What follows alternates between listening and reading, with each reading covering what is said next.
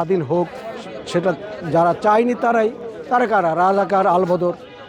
এবং তারা এই যে বিশেষ করে আমাদের দেশে জামায়াতে ইসলামীর নেতৃত্বে যেই রাজাকার আলবদররা আবার পুনর্গঠিত হয়েছে, সেই ৭১-এ যে আমরা স্বাধীনতা পেলাম, মোট কথা তারা চাচ্ছে যে এই স্বাধীনতাটার একটা প্রতিশোধ নিতে হবে। সেই প্রতিশোধে তারা আবার সেই হিংস্র থাবা নিয়ে সামনের দিকে এগোচ্ছে। আজ 14ই ডিসেম্বর শহীদ বুদ্ধিজীবী দিবস।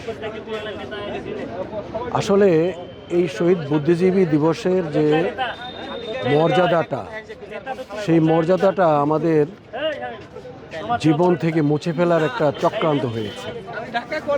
যে বুদ্ধিজীবীদেরকে নির্মমভাবে হত্যা করা হলো এবং বাংলাদেশটা যাতে বাংলাদেশ হিসেবে পরিচিতি পেতে না পারে, এই উদ্দেশ্যেই তো বুদ্ধিজীবী হত্যা। সেই বুদ্ধিজীবীদেরকে যখন নির্মমভাবে হত্যা করা হয়, তাদেরকে শ্রদ্ধাঞ্জলি জানানোর বিষয়টা যখন আনুষ্ঠানিকতায় পরিণত হয়, তখন আমরা উদীচী শিল্পী গোষ্ঠী মনে করি এর পেছনে অনেক ষড়যন্ত্র রয়েছে। এবং এই ষড়যন্ত্রেরই একটা অংশ গত রাতে যে ফুলগুলি ছিল সেই ফুলগুলি সরিয়ে নেয়া। এবং এর পিছনে কারা, এটা তো আমরা জানি। যারা মুক্তিযুদ্ধে এই বাংলাদেশটা স্বাধীন হোক, সেটা যারা চায়নি তারা কারা? রাজাকার, আলবদর।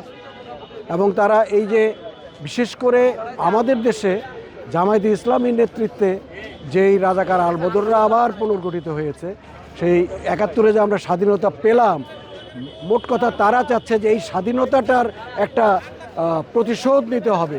সেই প্রতিশোধে তারা আবার সেই হিংস্র থাবা নিয়ে সামনের দিকে এগোচ্ছে। কিন্তু তারা তো জানে না যে এটা বাংলাদেশ ৩০ লক্ষ শহীদের রক্তে ভেজা বাংলাদেশ। এই রক্তে ভেজা বাংলাদেশে স্বাধীনতা বিরোধীদের ঠাঁই হবে না, ঠাঁই নাই। আমরা উদীচী শিল্পী গোষ্ঠী বলতে চাই, এই যে আস্ফালন চলছে, এই আস্ফালনের বিরুদ্ধে সারা বাংলাদেশের মেহনতি শোষিত মানুষ রুখে দাঁড়াবেই। সুতরাং আমাদের এই স্বাধীনতাকে, এই শহীদ বুদ্ধিজীবীদেরকে কোনোদিনই অবমূল্যায়ন করা যাবে না।